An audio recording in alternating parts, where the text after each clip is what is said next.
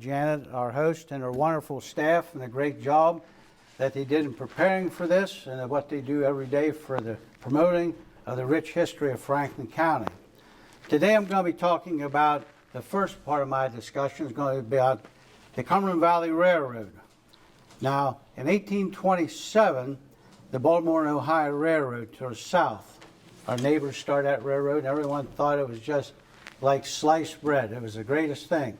However, not to be outdone, the people to the north, a group of business people out of Carlisle, got their heads together in 1830.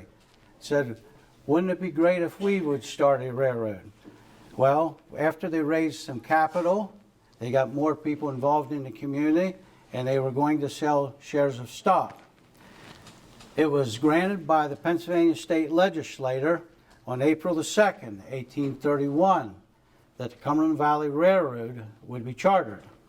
Now, as I'm talking about the Cumberland Valley Railroad, all the pictures that you're going to be seeing, whether it's what they call the script, it's a $1 bill of the Cumberland Valley Railroad from 1837, what the railroad passes look like, that the officers of the line would sign and authorize to the individual to ride from one point to another.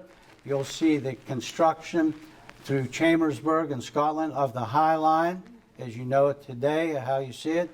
You'll see the type of steam locomotives, the passenger cars. You'll see many things. They're even moving of a house, the maintenance of way in 1915 at Greencastle, because it was the proximity of the railroad up around Jefferson Street.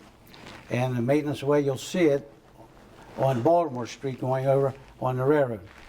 But I was saying, when it was chartered by permission of the Pennsylvania State Legislature, April the 2nd, 1831, their goal was to build from Carlisle to Harrisburg and cross a bridge, connect Harrisburg with that area. And they had so much of a timeline, but however, it takes a massive amount of capital and the management to do these things. Well, unfortunately, things didn't come to play as they thought. The time was running out. The capital wasn't available. So the charter had expired. But do not fret. A few years later then, on April the 15th, 1835, the state renews and reissues the charter for the Cumberland Valley Railroad. Now, in the early days, the locomotives were very heavy, they're very large. The first locomotive of the Cumberland Valley Railroad was built by William Norris in Philadelphia. That steam engine was called the Cumberland Valley, naturally, for the Cumberland Valley Railroad. And in the beginning, when the people of the community wanted to come up with a name for the railroad, they said, our goal is that this railroad will serve the Cumberland Valley. So it's a win-win situation all the way around. Now, as we move along, they're looking at growth, expansion. And the second prosperity move of the new railroad, they were going to White Hill, outside of Harrisburg, Carlisle area. They would go to Carlisle, and from there they were going to head south to Chambersburg. The goal was to reach Chambersburg by 1837. So, and during this time, there was a gentleman in Chambersburg. His name was Philip Berlin. He was a Lutheran from the First Lutheran Church on West Washington Street. This gentleman came up with a grand devise. He says, I think we can do things. Seeing the early days printing of the newspapers of what they call like the stagecoach cars of the Baltimore, Ohio, he designed and had people build the first sleeping car. It was a combination car, sleeping and also a baggage area for the Cumberland Valley Railroad. This was completed in early 1837 and ran between Chambersburg, when the line was completed, Chambersburg, and Harrisburg until 1838. The name of this car was Chambersburg. Philip Berlin is buried in the cemetery to the rear of the First Lutheran Church on West Washington Street. Now, as we're looking at these early steam locomotives, like the one that Norse built and some of these other early manufacturers, they were quite heavy. A lot of maintenance needed to be done. So the people decided on the board of directors time, we know we need to take proper action. They were getting different engineers to come in and give them some ideas to look at the lines, say, what can we do? There was one gentleman in 1850, his name was Alba Smith. Mr. Smith was brought in because he was an advanced professional in machinery and also his mechanical base, that he was able to look and survey the rail line as far as the ties, the rail, and he saw how the rail, the steel rail, was getting turned over because of the heavy weight of the wheels. And the board was spending a lot of money. The board of directors and management, this capital was going out left and right. New ties, new rail. And Alba came up with an idea. He says, I know a gentleman up in Boston, Massachusetts. His name is Seth Wilmarth. He said, perhaps I need to take a journey to see this gentleman. So Alba Smith goes to Boston. He sees Seth Wilmarth, and he asks him about the engines. He said, yes, I can make you two very lightweight engines. He said, okay, what will your price? And it was a little over $6,000 for two light-duty steam engines. So after the contract was agreed with Seth Wilmarth, number 13 engine and number 14 of the Cumberland Valley, which the 13 was the Pioneer, the 14th was Jenny Lind. They were purchased in 1851. They were brought back to Chambersburg and they worked exceptionally. They were able to run more trains, less operation of replacing the ties and the rail. Their profit margin was really increasing with these two engines.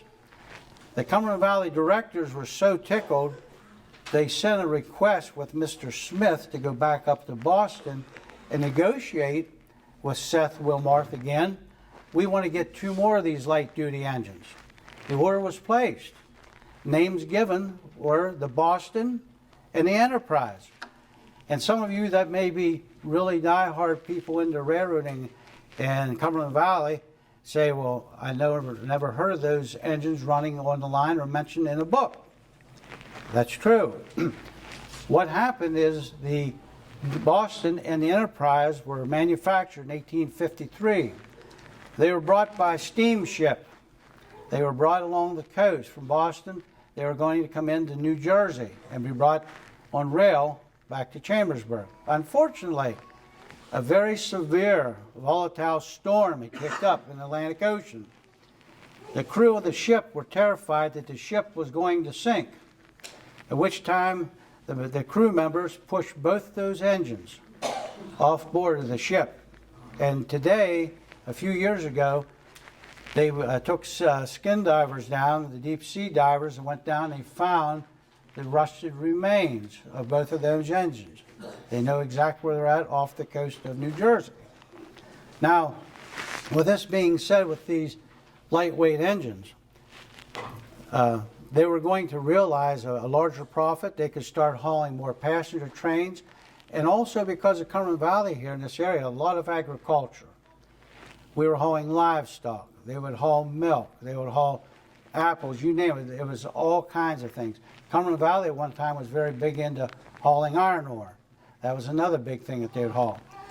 Now, as we're moving ahead with the Cumberland Valley Railroad, as I said earlier about the proper management, we looked at a gentleman by the name of Thomas B. Kennedy. His family, and when he was a young man, came to Chambersburg in 1839. This gentleman had a lot of wisdom, a lot of insight that he was going to take some pioneers west to California back in 1848.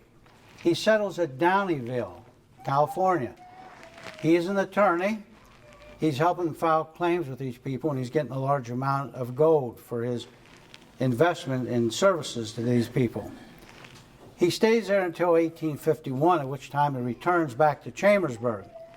He returns back to Chambersburg, he establishes his law practice, and within a short time he's appointed the district attorney. Now, we're looking at the Cumberland Valley as they're growing. They want proper legal guardianship of their activities.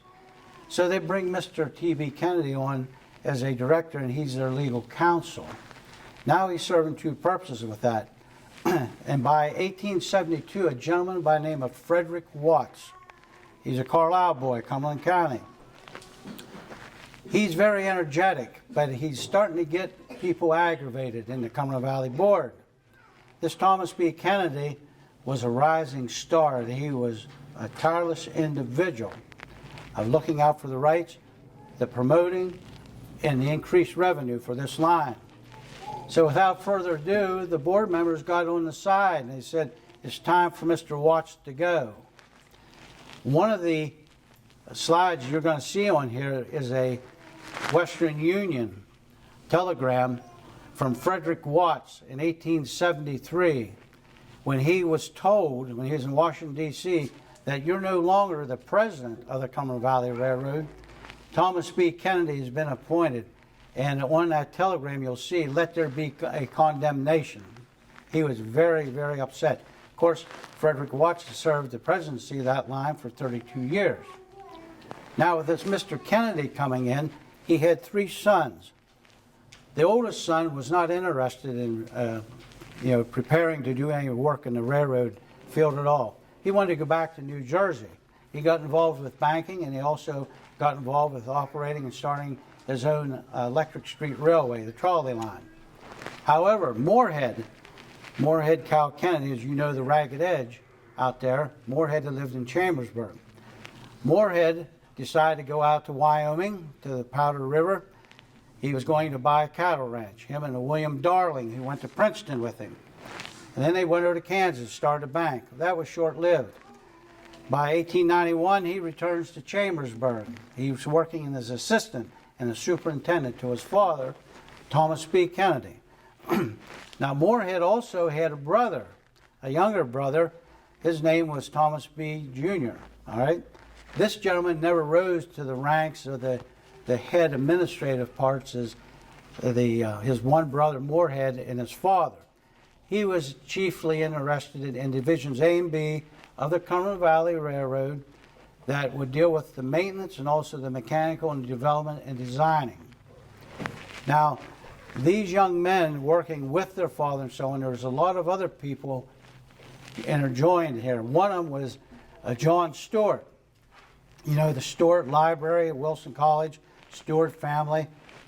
A lot of these people were tied in together. I call them the power players because of what they knew, who they knew, and the capital they had available, that they were in there to help themselves plus their business, that there would be a striving situation here. At one time, the Cumberland Valley Railroad in the valley had approximately 2,000 employees. That's a lot of people back during those days, a lot of people. That was a big payroll.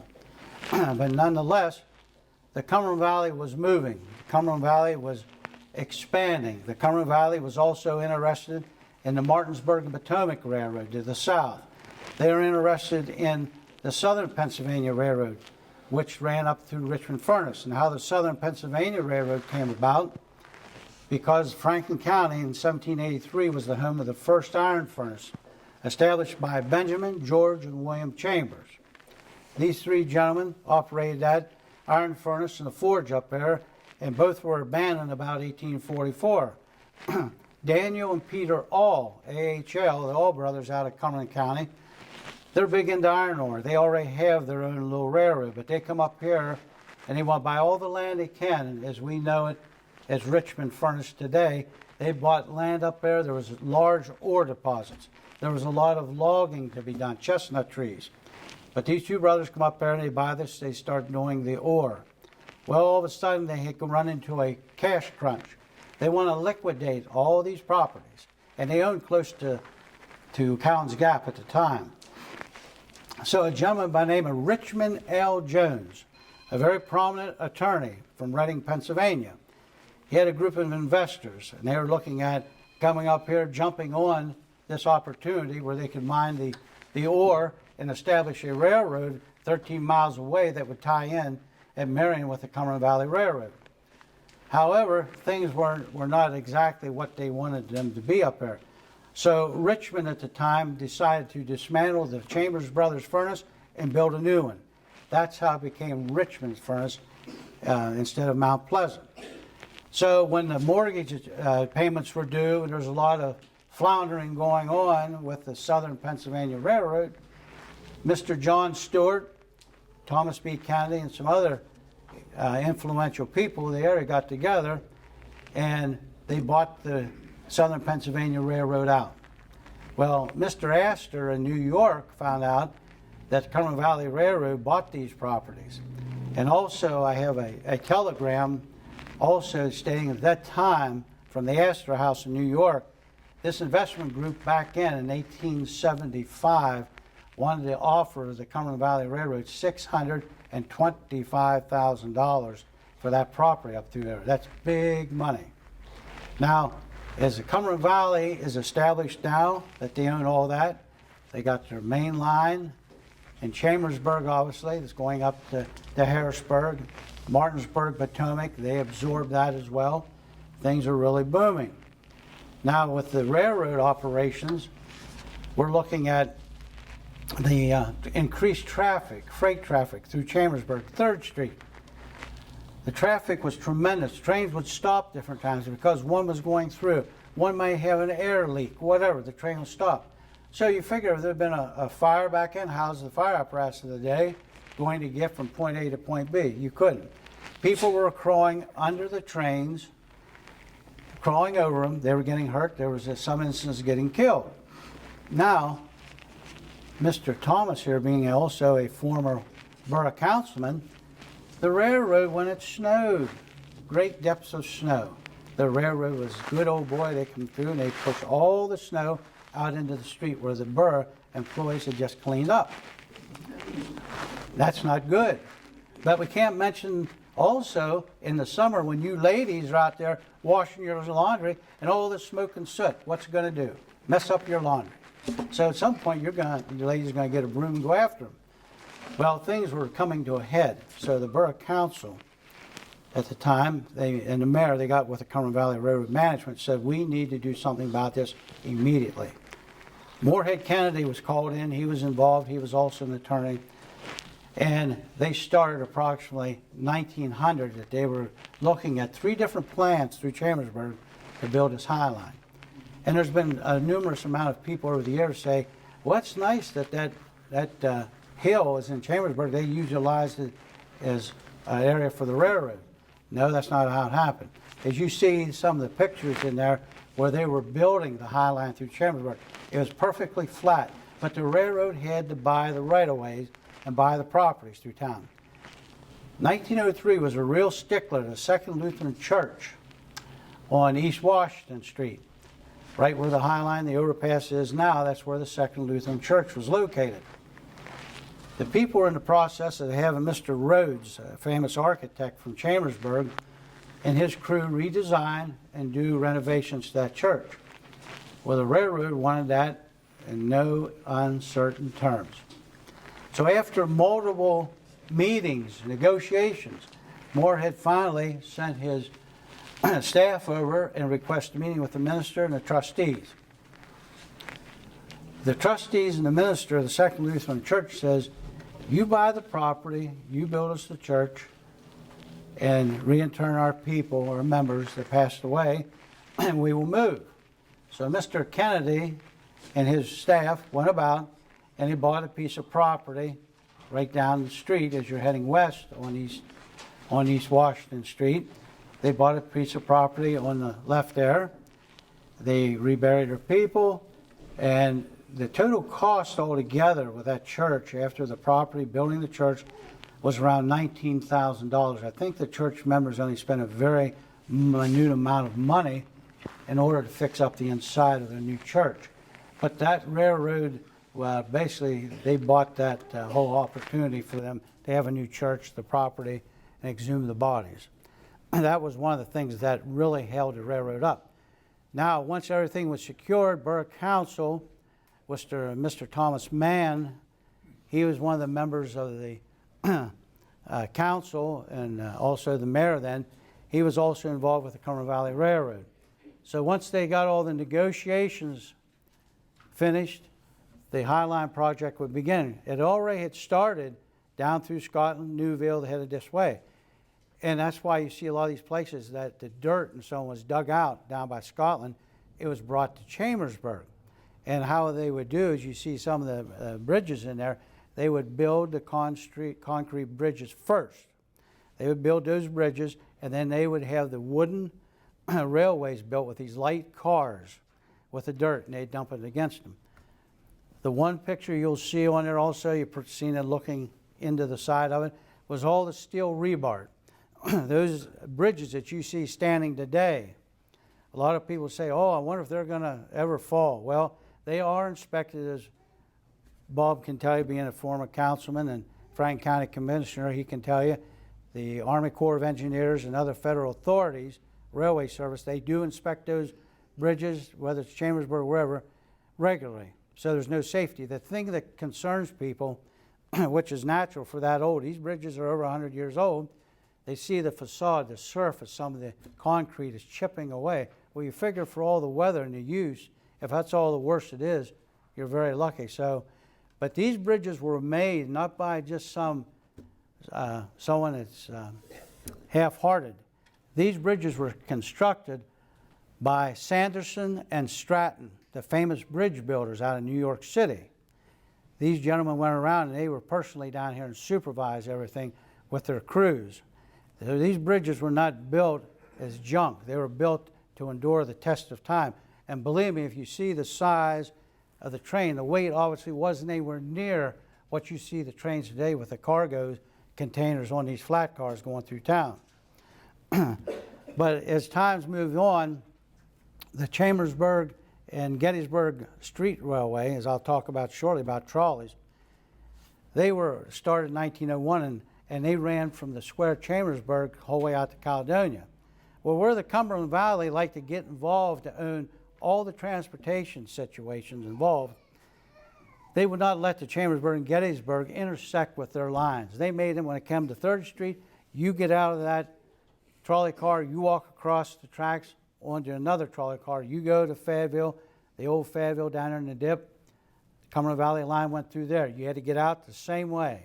That's how it was done. By 1905, the Cumberland Valley reached an agreement with the Chambersburg and Gettysburg Street Railway, and now all of a sudden, now they can intersect, obviously.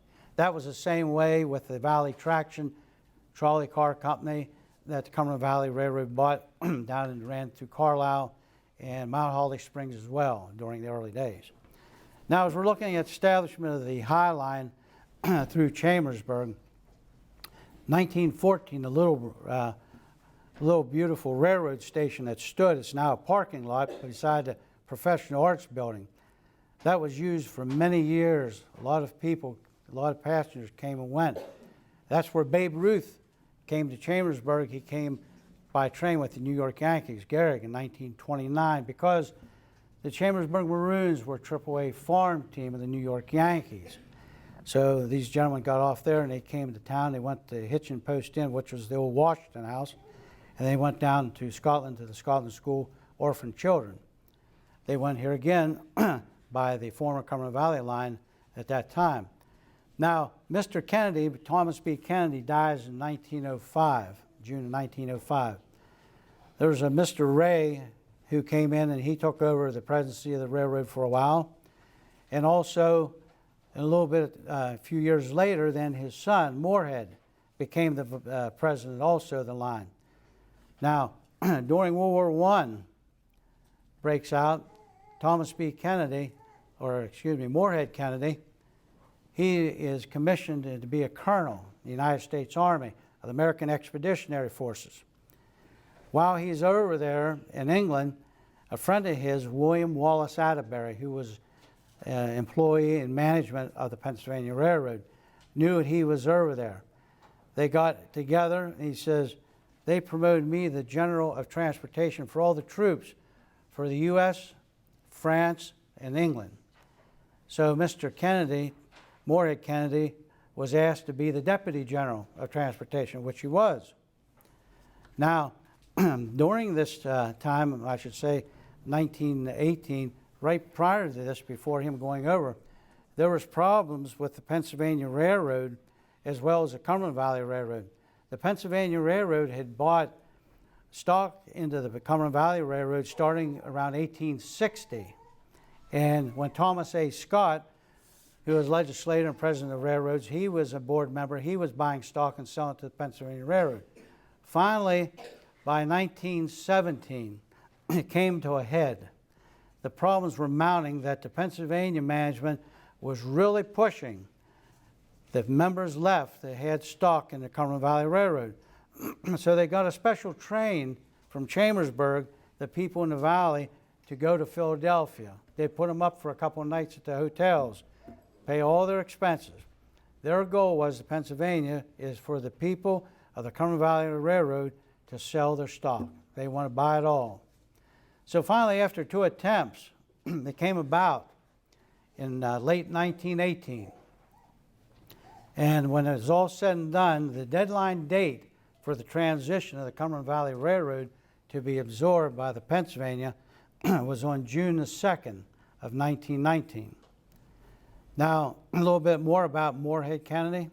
Morehead Kennedy, because of his involvement in World War I, after the war, Ferdinand Foch, the Supreme Commander of the French forces, him and Black Jack Pershing, John Pershing, they get together, and the people of France feel that Morehead Kennedy was deserving of special recognition for everything he did through difficult times. They brought up what they call a French 75 cannon to the United States by ship. When it got to the United States, it was brought by flat car to Chambersburg and was taken out to Ragged Edge, where Morehead Kennedy, his home was. That flat car, when they brought that cannon out, that's when Black Jack Pershing arrived and Ferdinand Foch, and they presented that to him. Within a short time, that cannon was presented to the American Legion post that was on East Queen Street. And of course, in 1953, the American Legion moves out Philadelphia Avenue to the old John Stewart home. But nonetheless, Morehead Kennedy was big. Morehead Kennedy then, since the Pennsylvania absorbed the Cumberland Valley Railroad, William Wallace Atterbury became the president. He came back from World War I of the Pennsylvania Railroad.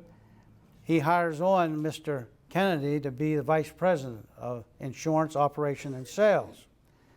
Mr. Morehead Kennedy stays at that location until he retires in 1932. In one of the letters I have, he responds to one of his dear friends that he's always appreciated all of his old boys. He's always took an interest watching them grow, what they've contributed, their works. He said it's tough times right now, of course, the Depression times. We have to all tighten in our belts, weather the storm. And in the time, all the good old boys who have stood by and supported the crew be recognized. Mr. Kennedy passes away in November of 1936. But the home of Ragged Edge, as you know it today, that was a world-renowned stop for vice presidents, senators. Many famous parties were held. And of course, as I said, Black Jack Pershing, Ferdinand Foch, all those people had went out there, used to have big parties, September and October. Not once during those years when Morehead Kennedy had his home out there did it rain during, they called it Kennedy's weather. That is my conclusion on the Cumberland Valley Railroad. Before I start on the Chambersburg Trolleys, are there any questions concerning the Cumberland Valley Railroad? All right, I'll get into Chambersburg's trolley cars. I unfortunately do not have a CD made yet, but I'm going to be starting shortly and doing a trolley CD. All of these pictures that I use in my promotions and so on like that, my stories are out of my own collection. Over the years, I've been fortunate enough to come into a bunch of old letters, pictures, things that people may have. They had no interest. They may not knew what they were. They meant nothing, and they knew that I appreciated this stuff, and they felt I was the proper caretaker of it. And that's why I do my best to promote this, so that everyone has the opportunity to enjoy this and appreciate the rich history that we have. You can go anywhere you want in the United States. There is history. There are important facts and happenings. However, if you really sit down and look at all the things that's happened right here in Chambersburg and Franklin County, I think you'll agree this is probably more historic as a whole than anywhere else. I mean, we're talking Harry Houdini was here. We're talking John Philip Sousa, the bandmaster. Jimmy Stewart was here in Chambersburg. Came here numerous times when he went to Mercersburg Academy. But that's just an example. Now, touch on a little bit here on Chambersburg trolley cars. The street railway system back in the 1800s, actually, was pulled by horse. Of course, the bright invention of Thomas Alva Edison with his electricity, we're moving forward, fastly advancing. Now we're looking at what we call electric street railways. And what that consisted of was your trolley cars. I can pass this around if you would, Kenny. He's going to pass this around. You get a chance to see some of the different trolleys in Chambersburg. That was one of the calendars that we produced in 2015 that shows different trolley cars and scenes. But anyways, the first trolley line in Franklin County was the Chambersburg and Gettysburg trolley line that was established in 1900. After it was chartered, it took them roughly a year, at which time when they were doing the trolley line, it would start here at the square and work its way east. It would go out Lincoln Way East, intersect obviously with the Cumberland Valley Railroad. From there, it went through Stricklandale, which is where Walmart is today. That was Stricklandale. Of course, a lot of people don't know that. Then it went out to Fayetteville, then to Greenwood, you know where the Greenwood Church. Then it went out to Caledonia, final stop. Unfortunately, never got to Gettysburg because the people of Gettysburg, their financial commitment for the capital involved, they never came up with the money. So it stopped out there, as you know today, is a Thaddeus Stevens blacksmith shop. Back then, Route 30 was very narrow. The people were given the opportunity, the rights through the state of Pennsylvania, because Caledonia was the state park number 2, that they could modify and renovate the former blacksmith shop to use as a trolley station. That line would continue until 1926 because the advent of a lot of automobiles and buses coming about. 1901, our second trolley line comes about. Chambersburg, Greencastle, Waynesboro. What's interesting is it started in Waynesboro. And by 1903, it was already to Greencastle, but it never reached Chambersburg until 1908 because obviously it takes a lot of capital. However, Penmar Park, there's a large attraction, a lot of people coming and going to Penmar. So that's where the interest was focused, and now we're going to head east up to Blue Ridge Summit, which they did. Along this way, the Chambersburg, Greencastle, Waynesboro, the Waynesboro Electric Company was also involved with this line. Now to our south, a company called Potomac Edison. They had their eyes set on things. Because as the Chambersburg, Greencastle, Waynesboro trolley car line would come through Shady Grove, Greencastle, Marion, so on like that, it would stop at Shady Grove where the post office, the little post office, they called that stop there, and the Hagerstown and Frederick trolley cars out of Maryland would come up there. It's called Union Station. And they'd intersect there. And of course, the people out of Maryland get on the Franklin County trolley car. People wanting to get down to Hagerstown, whatever, got on that one. So that was a big activity for many years. But here again, Potomac Edison was moving their way to get involved. And in the 20s, finally, Potomac Edison, they bought the rights of the Chambersburg, Greencastle, Waynesboro. They bought the Waynesboro power station, electric station, supplied the current for that. So they were doing quite well.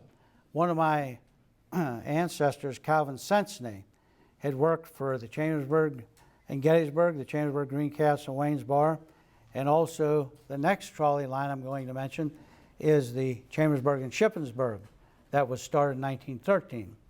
It started from Chambersburg, went out through Wilson College, out to Red Bridge, finally down to Shippensburg. That trolley line lasted until 1928.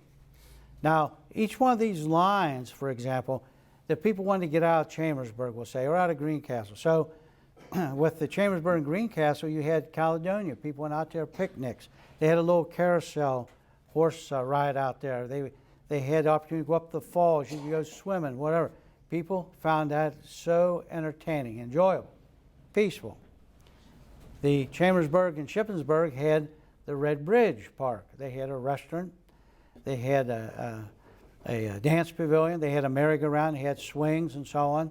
that was a big activity for people to get out of Chambersburg. Now we look at the Chambersburg, Greencastle, Waynesboro. They had a couple opportunities. One was right there at Cold Spring Park. Trolleys would go in there with many people, and also they had opportunity to go up Blue Ridge Summit, Penmar. I mean, Chambersburg, Greencastle, and Waynesboro at CG and W, they were really bustling. They had a lot of cars. And what was interesting on these lines, sometimes there's so much weight on these cars with the passengers as well as the freight they may have to haul.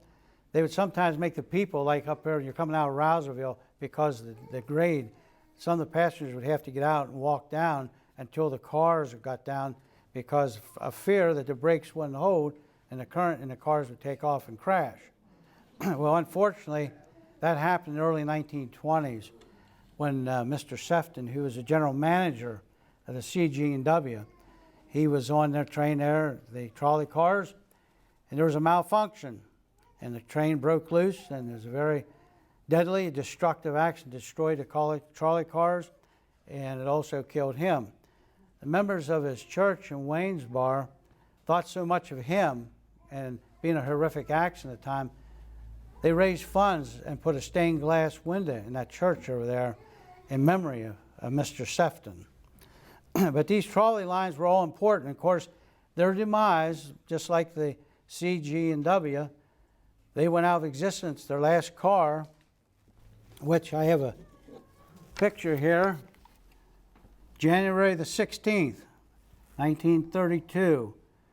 Those people you see with that trolley car are the officials and remember the trainmen, the conductors on that car. That was the last car to run, January 16th, 1932 in Franklin County. Now, if anyone's interested in trolleys, there's a great treasure trove of trolley cars and artifacts over Rock Hill Furnace over there where the East Broadtop Railroad is. There's a lot of great trolley cars. They do take them out for rides. You get a chance to see them operating. You can ride on them. And also they're in the process of the East Broadtop of renovating that to bring it back to life.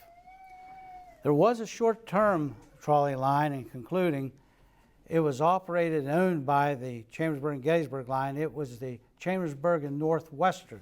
It started right outside here at the square and went the whole way up to Glen Street. Unfortunately, it was supposed to go to St. Thomas and Mercersburg, but once again, the funds never could be raised. And within a short time, that line was abandoned. But your three major electric street railways in Franklin County were Chambersburg, Gettysburg, your Chambersburg and Shippensburg, Chambersburg, Greencastle, Waynesboro. Do you have any questions on that? Yes, I thank you all so much for coming out. I totally enjoyed this, and here again I thank, yes, Bob? I just wanted to say one of your slides up there. Yes. It's I guess this is the original yes. picture that was put out of the Cumberland Valley That's the Railroad. original timetable. What it meant to the people of Franklin County. Listen Yes. to the schedule. Leave Chambersburg at 4 o'clock in the morning, arrive in Harrisburg at 8, Lancaster at 12, and Philadelphia at 6 p.m. You know, back in those days, it would have taken you maybe 2 weeks by wagon train to get from Philadelphia to here. I don't know how long it would have taken, but it wouldn't have been a half a day. It was a huge impact on this region, and it caused growth, as you mentioned, and it also had a huge impact on the Civil War. Absolutely. Troops back and forth. There's a Munitions and everything else. Sure, the Cumberland Valley was very big during the Civil War with troops and munitions rather. There's a good book out by Cooper Wingert and Scott Mingus called Targeted Tracks, hardbound. Yeah. And he talks about the Cumberland Valley railroads through the valley and so on. I had the opportunity, Park Service directed him to me to help him, which I was happy to do so, share my information and pictures that put out a good book. But that's my mission, to help everybody and anybody to learn our rich history of Franklin County. You can go online. I have a website, as you'll see on your calendar, about vintagefranklincountypa.com. You can also Google it, Mike Marote Stories, Public Opinion, USA Today, Associated Press, whatever. I do radio shows on the first Saturday of each month, 103.7 FM, I'm also have a column in the Hagerstown magazine called The Time Traveler, which I have some of the things out of my collection. But everything that I do is out of my own collection. There's not a museum, historical society, or library involved. It's totally out of my own collection. Yes, ma'am. How long did it take to get from Chambersburg to Blue Ridge Summit on a trolley? Well, you could probably make that, depending on the stops, maybe an hour and a half, 2 hours at the most. Well, that's pretty good even for, I mean, it's probably 35 miles. Up and There's a down. lot of stops, yes. In between. There's a lot of stops, and here again, also there was cattle. When you got down around Rouserville, places like that, people, cattle, to take them across the farmers. There's different situations involved, obviously, and each situation was unique. Some days quicker than others. And trolley cars were not always enclosed. They had what they call summer cars. They had these rolls of leather and so on, fabric, that were rolled up. And if it rained, they just put them down. But that's what they called the summer cars. Trolley going down the street, run up, jump on, and there you were. That was a lot of track delay. That's what I'm saying. There was a lot of movers and shakers around here for this county, this valley to grow. And if you look at the ingredients, so much of it was started right here. So many great people have came here, but also so many great people have left here to go out and make the mark on the world. That's what it's all about. What's your contributions? And everyone's job is important. It's very important. But we just have to recognize it, and you have to promote it and be proud of it. As Paul Harvey would say, and now you know the rest of the story. Yes, sir, you had a question? Yeah, in Europe, they have a lot of trolley cars that run right through the cities. Yeah. They used to have them in this country. What happened to them? Transportation, one of the things, transportation, you have people with buses and closer distances, and the expenses were going up, you know, trying to operate it. When people had an automobile, like you see there's more automobiles than ever. And the birth and growth of the automobiles, buses and everything, buses were a lot quicker, cars, you know. It's unfortunate, but you can't haul too much freight either on a trolley car where, you know, you could go on trucks and everything you see it today. Times advance, unfortunately. So how do they afford them then? It's a different lifestyle of how they live, what they want. Some of these cities obviously do not have the automobiles like we have here. The other thing is how they allot so much money through the government to operate some of this transportation. These were individual companies. You or I could have been stockholders. We're the ones that were involved, or we helped support that originally, and then the management that was involved would oversee that. But after a while, if you have that massive competition as it was in the United States, all the birth of the automobiles increasing and buses. So it's very unfortunate. I'd love to see trolley cars come back. They tried to motorize bus version of the trolleys here. Bob can tell you, it's just unfortunate it wasn't financially available. I mean, you think, why not? And I agree with you. These other countries don't, what's here? Sometimes it's maybe just the mentality of how you approach things. Yes, Bob. I understand that running right across these windows are embedded trolley tracks. Yes, there are. They're still there. Yes, there are. Yep, the old brick pavement that was there, and the trolley tracks are submerged under that and blacktop over top. Yes. So when we run out of gas and we run out of automobiles, we can take the tire off and go back to trolleys. That's what you have to do, buddy. We can get horses. Yes, sir. Any question over there? Yes, when the Confederates came through Chambersburg, did they do any damage to the? Yes, October the 10th, 1862. I went up there. There were some buildings burned. The Pioneer had some damage, but the Cumberland Valley boys pulled that engine out. They worked on it, repaired it, and today it's down at the Baltimore, Ohio Museum on display. But yes, it had damage, and some of the shops were burnt down. Infrastructure, bridges, and? They tried to hit Scotland. They did temporary damage to it, but they were scared away. They were burning some of the timbers down there. And the steel rail, they tried to buckle and curl too, but it didn't take long. The Cumberland Valley people were there, and they got the tracks back in operation. It wasn't like some of these movies you see where they're blowing up bridges. And it just didn't, that didn't happen here. Any other questions? Thank you all once again for coming out.